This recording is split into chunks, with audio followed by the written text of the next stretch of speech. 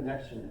I'm sure everyone can remember the year 1776 because that was the year that Pinot Noir really did great. You know, everyone remembers that. Okay, so that was. Any questions so far? No questions? David Hume, for some reason, ended up being thought of as a feminist philosopher, avant la lettre, right before the word, because of his argument that reason is the handmaid of the emotions, right? So basically,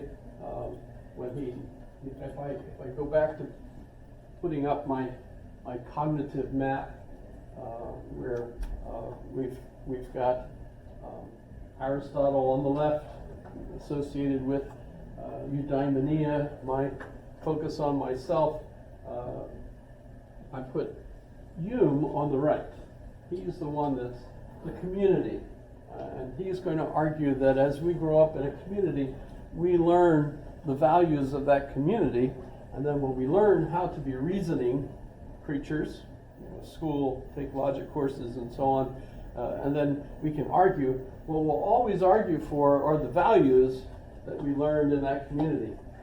So reason is the servant or whatever of those emotions, those emotional attachments that we have from our community.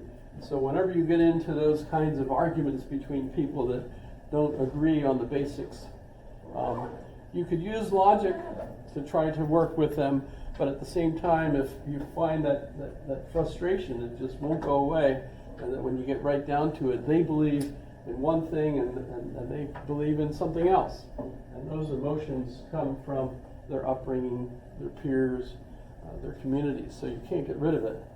And reason isn't going to help it, because it's basically like your axioms that you won't change because you absolutely believe those, right? So David Hume, interesting. But so feminists tend to think of him as a perfect example of a good feminist philosopher, and it's really a shame, because that's a mistake that feminists make in thinking that women are emotional and men are rational. That seems to be the only reason they think David Hume is kind of on their side, because he's pro-emotions. And that's actually undercutting the argument that feminists have that we're all the same, etc. So that's kind of but nonetheless, that was kind of a traditional aspect of who likes David Hume. So have a look at some of his stuff and come back next Monday. Hope everybody's feeling well. Nobody getting sick and dying on us. I check the obituaries all the time, and I haven't seen any of you there, so I think that's a good sign. My son's looking out for me. I got better.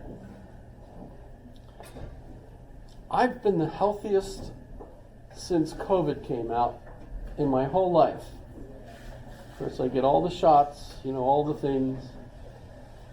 I even get the shots at Walmart, and I haven't even had like a regular cold since all this has happened. So